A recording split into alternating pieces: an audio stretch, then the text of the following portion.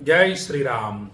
दृश्यादृश्य विभूति पावनकरी ब्रह्मांड भांडोदरी लीला नाटक सूत्र खेलन करी विज्ञान दीपांकुरी श्री विश्वेश मनः प्रमोदन करी काशीपुराधीश्वरी भिक्षां देहि कृपावलंबन करी मातान्नपूर्णेश्वरी।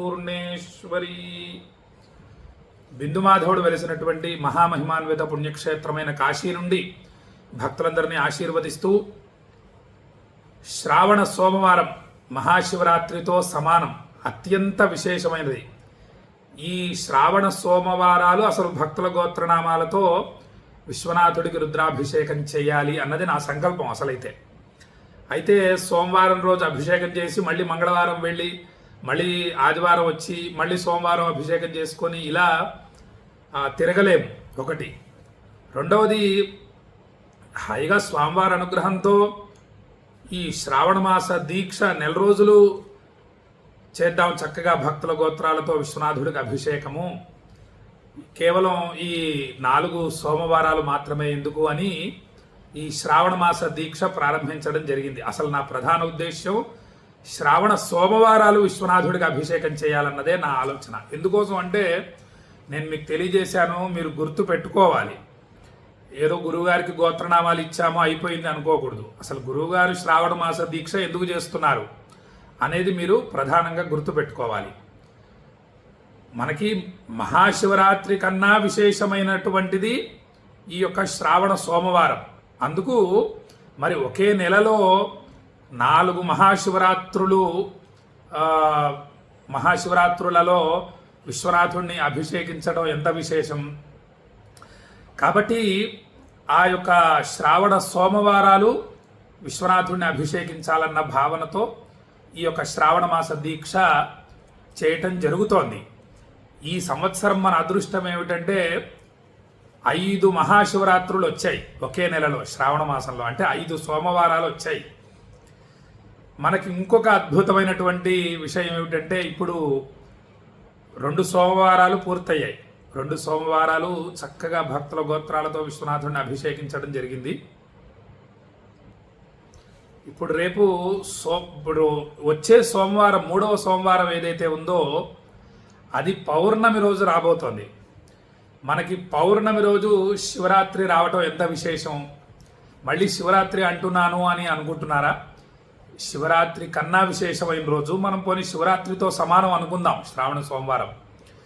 మహాశివరాత్రి పౌర్ణమి 2 ఎప్పుడూ కలవవు. ఎందుకంటే పౌర్ణమేమో శుక్లపక్షంలో ఉంటుంది, మహాశివరాత్రి కృష్ణపక్ష చతుర్దశి కృష్ణపక్షంలో ఉంటుంది. కాబట్టి శివరాత్రి పౌర్ణమి 2 కలుస్తున్నాయి. ఇలా నాకు తెలిసినంత వరకు ఇప్పటి వరకు ఎప్పుడు కూడా ఇలా రాలేదు శ్రావణ సోమవారం మరియు పౌర్ణమి. కాబట్టి మామూలుగానే శ్రావణ సోమవారం విశేష ఫలితాల్ని అనుగ్రహిస్తుంది మనకి. ఆ రోజు హరహర మహాదేవ అని అంటే చాలు. కాశీ విశ్వనాథాయ నమః, కాలభైరవాయ నమః ఈ నామాలు జపించండి. ఇప్పుడు వచ్చే సోమవారం రోజైనా సరే ప్రతిరోజు కూడా భక్తితో జపిస్తూ ఉండండి.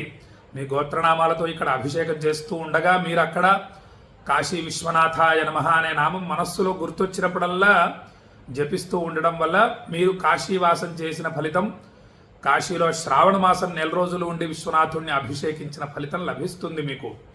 ఇప్పుడు వచ్చే సోమవారం అసలు వదులుకోకండి. శ్రావణ పౌర్ణమి మరియు సోమవారం చాలా విశేషం. భక్తుల గోత్రాలతో విశ్వనాథుడికి అభిషేకంతో పాటు విశాలాక్షి అమ్మవారికి, అన్నపూర్ణాదేవికి కుంకుమార్చన మరియు లక్ష్మీ గణపతి రుద్ర చండీ నవగ్రహ హోమాలు చేయబోతున్నాను కాశీలో. మీ మనస్సుని లగ్నం చేయండి. హోమాల వీడియో మీకు చక్కగా తీసి పంపిస్తానని చెప్పి భక్తులకు తెలియజేస్తూ, నిన్న కాశీలో యాత్రలు, మామూలుగానే కాశీ యాత్ర మనందరికీ తెలిసిందే. కాశీలో అనేక యాత్రలు ఉన్నాయి. వాటి గురించి తెలియజేస్తూ రావటం జరుగుతోంది. విన్నంత మాత్రాన మనం కూడా ఈ కాశీలో యాత్రలు చేసిన ఫలితం లభిస్తుంది. ఇవన్నీ కూడా దర్శించిన ఫలితం లభిస్తుంది. కొంచెం శ్రద్ధగా వినవలసిందిగా తెలియజేస్తున్నాను. మనకి విశ్వనాథ నిత్య దర్శన యాత్ర కేదారేశ్వర అంతర్గృహ ప్రదక్షిణ యాత్ర. మొన్న నేను మీకు అంతర్గృహ యాత్ర తెలియజేశాను. ఆ స్వామివారిని ఫోటో పంపించి ఇది విధానం, ఇది అని చెప్పి మీకు తెలియజేశాను. శ్రద్ధగా గమనిస్తూ ఉండండి. మొత్తం కాశీని మొత్తం తెలుసుకునే ప్రయత్నం చేద్దాం. మొత్తం తెలుసుకోలేము, కొంతన్న తెలుసుకుందాం. ఎక్కువ శాతం ఈ శ్రావణ మాసం అయ్యే లోపల అనేక విషయాలు కాశీ గురించి తెలుసుకుందామని చెప్పి భక్తులకు తెలియజేస్తున్నాను. ఓంకారేశ్వర అంతర్గృహ ప్రదక్షిణ యాత్ర, విశ్వనాథ స్వరూపాత్మక అంగ ప్రదక్షిణ యాత్ర ఉంది కాశీలో. శ్రీ విశ్వనాథ అవిముక్త ప్రదక్షిణ యాత్ర కాశీలో వారణాసిలో మనకి అవిముక్త క్షేత్రం, ఇలా 3గా ఉంటుంది. వాటి గురించి నేను మీకు వివరిస్తాను. శ్రీ విశ్వనాథ అవిముక్త ప్రదక్షిణ యాత్ర, కాశీలో మోక్షలింగాలు ఉన్నాయి. ఆ మోక్షలింగాల్ని దర్శించడం వల్ల మోక్ష ప్రాప్తి కలుగుతుంది. ఆ మోక్షలింగ ప్రదక్షిణ యాత్ర. కాశీలో కూపాలంటే బావులు, అందులో కూడా సిద్ధకూపాలు, గొప్ప మహిమాన్వితమైనటువంటి బావులున్నాయి. వాటి పేర్లు కూడా తర్వాత వినిపించే ప్రయత్నం చేస్తాను. ఆ బావుల్ని దర్శించటం విశేషం. ఆ బావుల నీళ్లు స్నానం కూడా చేయొచ్చు, కొన్ని బావుల్లో అవకాశం ఉంటుంది. ఆ జలం స్నానం చేయడం వల్ల అనేక జన్మల పాపరాశి భస్మం అవుతుంది. అటువంటి గొప్ప బావులు ఉన్నాయి. శుక్రేశ్వర్ కూప్, ఇలా అనేక కూపాలు ఉన్నాయి. ధర్మేశ్వర్ కూప్ ఉన్నాయి. జ్ఞానవాపి కూపం విశ్వనాథుడి ఆలయంలో ఉంటుంది. వాటి గురించి నేను తర్వాత తెలియజేస్తాను. ఇలాంటి బావులు చాలా ఉన్నాయి. వాటి ప్రదక్షిణ యాత్ర ఉండాలి. కాశీలో ముందు అసలు ఒక 3 రోజులు ఉండి దర్శనం చేసుకొని వెళ్ళేటట్లుగా రావాలి. నేను మీకు శ్లోకయాత్ర అని తెలియజేశాను. 10 దేవతల్ని దర్శించుకొని వెళ్ళాలి. విశ్వేశం, మాధవం, ఢుంఢిం, దండపాణించ భైరవం, వందే కాశీం గుహాం గంగాం భవానీం మణికర్ణికాం. ఈ 10టిని 3 రోజుల్లో దర్శించుకొని వెళ్ళిపోవచ్చు. ఇలా వెళ్ళిన తర్వాత 9 రోజులు ఉండేటట్లుగా రావాలి.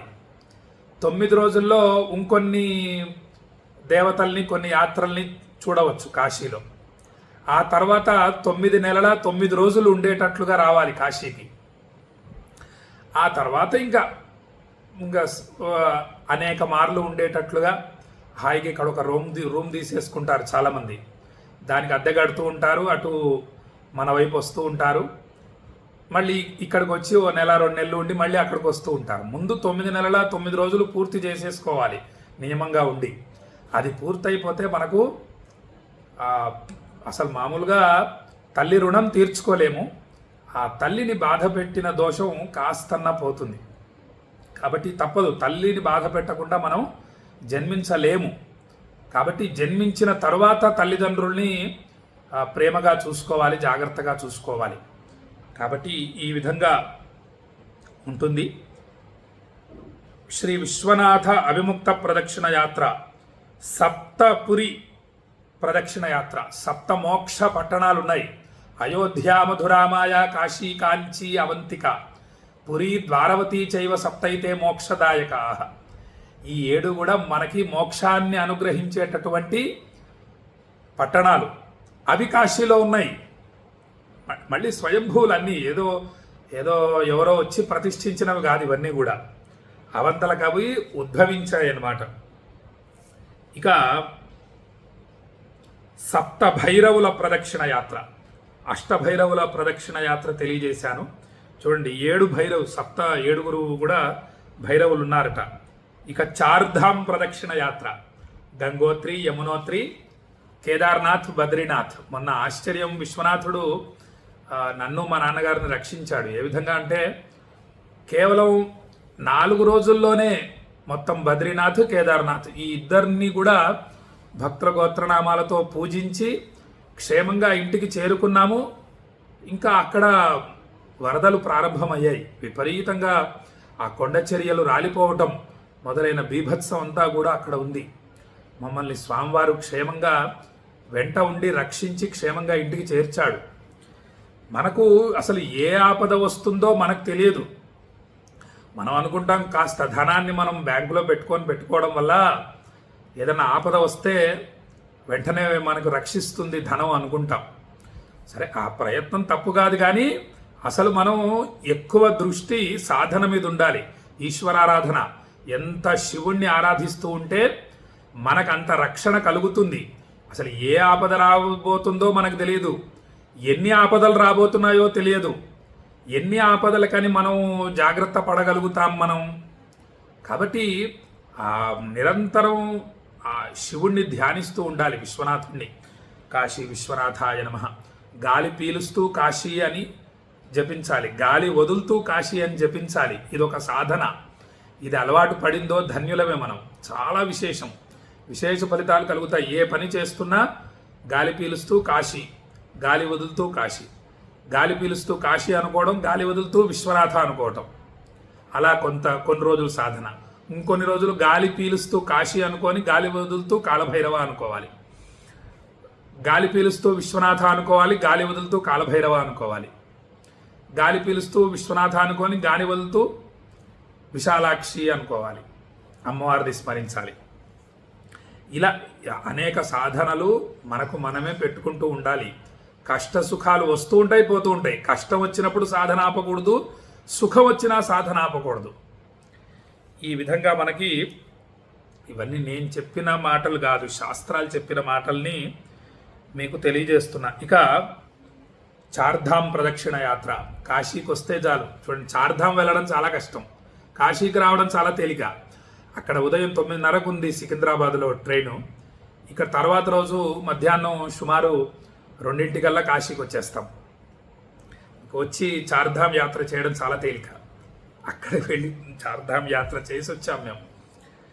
చాలా కష్టం. ఎప్పుడో 60 ఏళ్ల తర్వాత ఏదో చార్ధాములు ఇవన్నీ చేద్దాం అనుకోకూడదు. చిన్నప్పటి నుంచే పిల్లలతో ఇవన్నీ కూడా చేయించాలి. కాశీ యాత్ర, చార్ధాం యాత్రలు ఇవన్నీ కూడా. ఇక కాశీలో అష్టప్రధాన వినాయకుల ప్రదక్షిణ యాత్ర, ద్వాదశాదిత్యుల ప్రదక్షిణ యాత్ర, షోడశ విష్ణువులు అంటే 16 మంది విష్ణువుల ఆలయాలు ఉన్నాయి, ఆ ప్రదక్షిణ యాత్ర ఉంటుంది. ద్వాదశ జ్యోతిర్లింగ ప్రదక్షిణ యాత్ర, మొత్తం 12 జ్యోతిర్లింగాలు కాశీలో ఉన్నాయి. ఎంత విశేషం చూడండి. ఇక్కడ రామేశ్వర జ్యోతిర్లింగం నేను ఉంటున్న విశ్వనాథ ఖండంలోనే ఉంది, నేను మీకు చూపిస్తాను. ఇక దశమహావిద్యల ప్రదక్షిణ యాత్ర, నవగ్రహాలు 9 గ్రహాలు ఇక్కడ వెలిశాయి, ఆ ప్రదక్షిణ యాత్ర. సప్తర్షిలింగ ప్రదక్షిణ యాత్ర, మొత్తం సప్తఋషులు 7 కూడా శివలింగాల్ని ప్రతిష్ఠించారు కాశీలో. అటువంటి ప్రదక్షిణ దర్శనాన్ని చేసుకోవాలి. ఇక శ్లోక ప్రదక్షిణ యాత్ర, మొన్న నేను మీకు తెలియజేసేసాను. అది కాశీలో అష్టదిక్పాలక ప్రదక్షిణ యాత్ర, 8 మంది దిక్పాలకులు, వాళ్ళని దర్శించడం విశేషం. కాశీలో వారయాత్ర, ఈ విధంగా ఉన్నాయి. ఇంకొన్ని యాత్రలు ఉన్నాయి, రేపు తెలుసుకుందాం. అంటే ఇంకా అసలు చాలా ఉన్నాయి, కానీ కొన్ని మాత్రమే తెలియజేయడం జరుగుతోంది. ఓం శతమానం భవతి శతాయుః పురుషः శతేంద్రియ ఆయుష్యేవేంద్రియే ప్రతిష్టతి. కాశీ అన్నపూర్ణ విశాలాక్షి సమేత విశ్వేశ్వర స్వామి సంపూర్ణ అనుగ్రహ ప్రాప్తిరస్తు. ఆయురారోగ్య అష్టైశ్వర్యాభివృద్ధిరస్తు. మనోభీష్ట సిద్ధిరస్తు అని మహాశివరాత్రితో సమానమైనటువంటి శ్రావణ సోమవారం రోజు భక్తులందరినీ ఆశీర్వదిస్తూ ఈరోజు కాశీ విశ్వనాథ జ్యోతిర్లింగానికి భక్తుల గోత్రనామాలు శ్రద్ధగా చదివి రుద్రాభిషేకం చేయడం జరిగింది. మీకు అందరికీ కూడా అనేక శుభ ఫలితాలు కలుగుగాక అని ఆశీర్వదిస్తూ రేపు సాయంత్రం ఇంకొన్ని కాశీలోని అద్భుతమైన విషయాలు తెలియజేస్తానని చెప్పి తెలియజేస్తూ సెలవు తీసుకుంటున్నా. జై శ్రీరామ్.